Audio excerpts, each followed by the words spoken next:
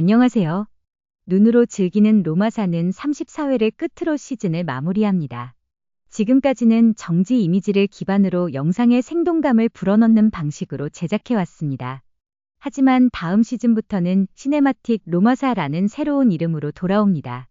이제는 처음부터 영상을 생성해 10에서 15분 분량으로 영화처럼 만들어 재현할 예정입니다. 현재 시행착오를 거치며 준비 중입니다. 첫 회 공개 일정은 확정되지 않았지만 최대한 빠르게 선보이려고 노력하고 있습니다. 요즘 AI 기술의 발전 덕분에 개인이 컴퓨터만 가지고 영화를 제작하는 일이 점점 현실이 되어가고 있습니다. 새롭게 시작될 시네마틱 로마사 1회 라틴 동맹 전쟁을 기대해주세요. 감사합니다.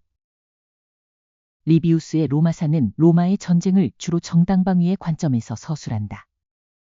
여러 도시 국가와의 수많은 전쟁이 모두 상대가 먼저 조약을 깨거나 로마를 위협하여서 불가피하게 맞섰다라는 구조로 전개된다. 이러한 서술은 로마가 침략하지 않는 정의로운 국가이며 단지 외부의 도발에 대응하는 국가라는 이미지를 강화한다. 삼리움 전쟁의 경우도 로마가 캄파니아를 보호한다는 명분을 앞세웠지만 실제로는 세력 확대가 본질이었다. 사실 로마는 점차 적극적인 정복국가로 변모해가고 있었다.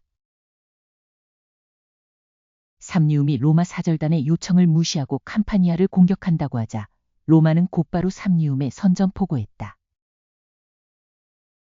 집정관 발레리우스는 캄파니아로, 코르넬리우스는 삼리움으로 출정하기로 했다. 삼리움은 캄파니아 전투가 더 중요하다고 판단하고 먼저 발레리우스와 맞섰다. 발레리우스는 며칠 동안 소규모 접전을 벌이며 적의 전력을 시험했다. 그는 본격적인 전투에 앞서 병사들을 모아놓고 훈시했다. 그는 병사들과 가까운 지휘관으로 말단 임무도 마다하지 않고 병사들과 함께하는 인물이었다. 그는 항상 겸손하고 다정했다. 병사들의 전폭적인 신뢰를 받는 그의 훈시에 군 전체가 열광하며 환호했다. 전투는 대등하게 시작되었으며 오랜 접전 끝에도 승부는 나지 않았다.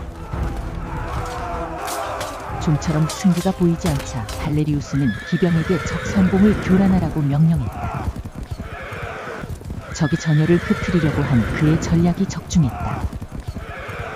삼리움 병사들은 로마 기병대의 공격에 효과적으로 대응하지 못해 혼란에 빠졌다. 이 틈을 노려 발레리우스는 보병들에게 총공격 명령을 내렸다. 군단이 적 중앙으로 진격할 수 있도록 기병이 좌우로 벌려 길을 터주었다. 이어 로마군의 대대적인 공세가 시작되었다.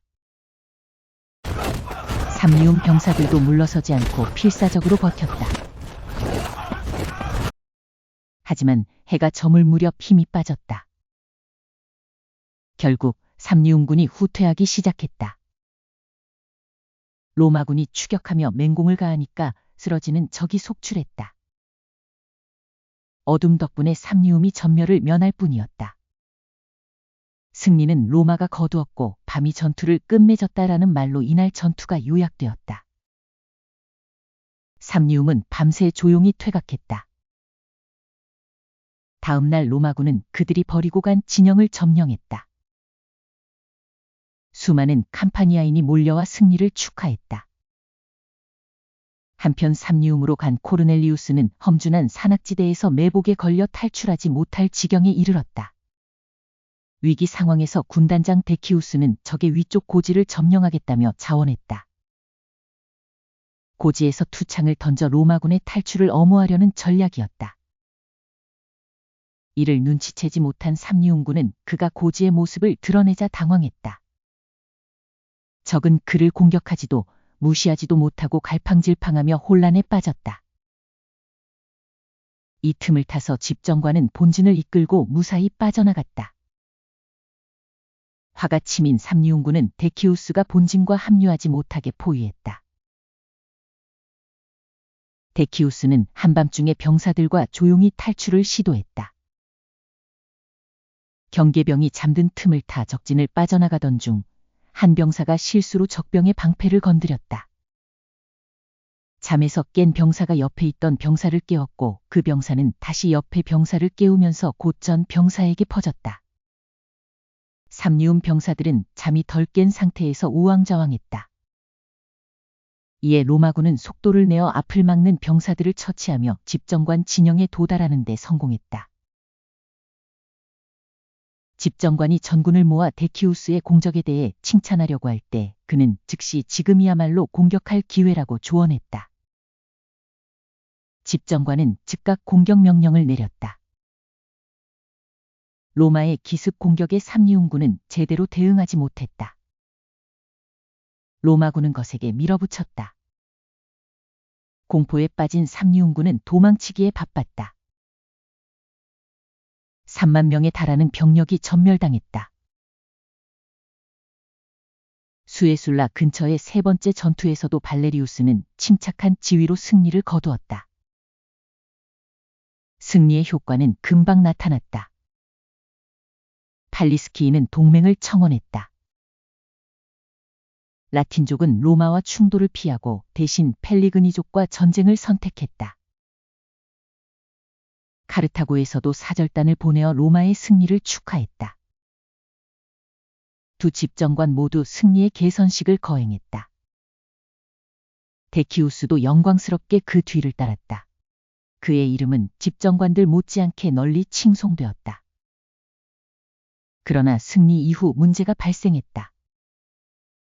캄파니아는 삼리움의 침공에 대비해 로마의 주둔군 파견을 요청했다. 로마는 이를 수락했다. 그러나 캄파니아의 도시들, 특히 카푸아는 군 규율과는 맞지 않는 환경이었다. 병사들은 향락에 빠져 조국에 대한 충성을 잊었다. 겨울 주둔 중에는 빚에 시달리는 고향으로 돌아가기보다 차라리 부유한 카푸아를 정복해서 정착하자는 음모까지 꾸미기 시작했다. 물론 급여와 근무 조건이 불만인 이유도 있었다. 하지만 이 반란 계획은 곧 새로 임명된 집정관 가이우스 마르키우스 루틸루스에게 발각되었다. 그는 병사들의 반란을 즉각적으로 진압하지 않았다. 대신 언제든 실행할 수 있다라는 희망을 그들에게 지속시켜 그 열기를 누그러뜨리는 전략을 선택했다. 그래서 그는 병사들이 내년에도 같은 도시들에서 겨울을 나게 될 것이라는 소문을 일부러 흘렸다. 당시 로마군은 캄파니아의 여러 도시에 분산 배치되어 있었다. 카푸아에서 시작된 반란 음모는 전체 군대로 퍼지고 있었다. 그런 상황에서 앞으로도 계속 같은 도시에 머물 것이라는 소문에 병사들은 느긋했다. 당장 반란을 일으켜야 한다는 절박함을 병사들이 가지지 않았다. 반란 음모가 잠시 잠잠해진 틈을 타서 집정관은 조용히 문제 병사들을 제거해 나갔다. 일부는 복무기간 만료로, 일부는 건강 문제로 제대시켰다. 또한 중대 단위로 휴가를 주기도 하고 업무 명목으로 서로 흩어지게도 했다. 또 한 명의 집정관은 휴가나 업무차로 로마에 들른 병사들을 이런저런 명목을 붙여 캄파니아로 돌아가지 못하게 했다. 처음에는 병사들도 눈치채지 못했다. 그러나 시간이 지나면서 집정관들의 계략을 깨닫고 봉기를 결의했다. 문제는 그들에게 지도자가 없었다. 이때 귀족 출신 티투스 퀸크티우스가 투스쿨룸의 농장에서 은거 중이라는 소식이 돌았다. 병사들은 한밤중에 그를 납치하다시피 데려갔다. 퀸크티우스는 강제로 반란군 장군이 되었다. 반란군이 전진하다 진압군과 마주쳤다. 진압군의 지휘관은 독재관으로 임명된 마르쿠스 발레리우스 코르부스였다. 그는 다름 아닌 병사들의 신망을 받으며 삼리움 전쟁에서 승리를 이끈 집정관이었다. 그런 발레리우스가 이끄는 진압군 사이에 조국의 상징인 로마군의 깃발이 휘날렸다. 그것을 보는 순간 갑자기 반란군의 분노가 누그러졌다. 그들은 어디까지나 외국과의 전쟁을 경험했을 뿐 동족의 피를 흘릴 만큼 무감각하지 않았다. 반란군과 진압군의 만남은 순식간에 아군과 아군의 만남으로 바뀌었다. 이제는 장군이든 병사든 모두가 대화를 원했다. 두 지휘관의 회담에서 발레리우스는 퀸크티우스를 간절하게 설득했다. 발레리우스의 설득에 감동한 퀸크티우스는 병사들에게 다가갔다. 평화를 말하는 그의 연설에 모든 병사가 환호하며 찬동한다는 뜻을 보였다. 원로원에 돌아간 발레리우스는 이번 반란에 가담한 병사들에게 처벌을 면하게 한다라는 법안을 제안했다. 그 법안은 통과되었다. 그러나 이 반란에 대한 고대 사가들의 기록은 일치하지 않는다. 다만 반란이 일어났고 평화롭게 수습되었다는 사실만은 분명하다. 한편 라틴의 일부 부족들은 로마가 삼리움과 전쟁 중이며 병사들 사이에서 반란까지 일어났다는 소식을 듣고 이를 로마의 영향력에서 벗어날 기회로 여겼다.